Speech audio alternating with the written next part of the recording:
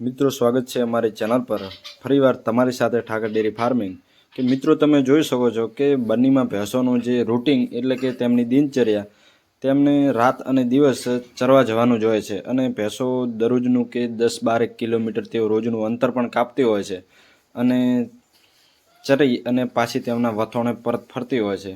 તમે જોઈ શકો છો કે બધી સારી સારી ભેંસો અને આ હાલની તારીખમાં જે શિયાળાની ઋતુમાં કે તેમને ચરવાનું પણ ઓછું થઈ ગયું છે અને તેઓ આખો દિવસ ફરે અને થોડા માટું પેટ ભરાય અને પાછી દુવાના સમય પાછી ફરત પડતી હોય છે।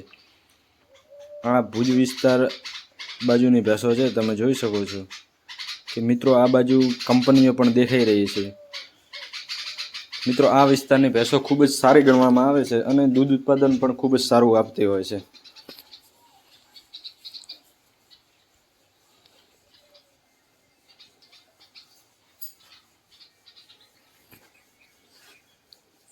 અને મિત્રો આ ભેંસોના ટોળા 100 પોણા 200 જેટલી ભેંસોના હોય છે, 150 ભેંસોના।